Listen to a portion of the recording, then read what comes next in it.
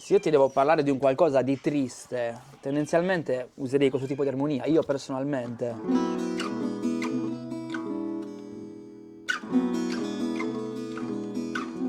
Questo lo utilizzerei per raccontarti qualcosa che può avere un lato malinconico.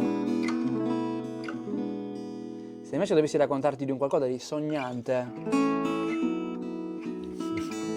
userei più questo tipo di armonie, no? Cioè io mi interrogo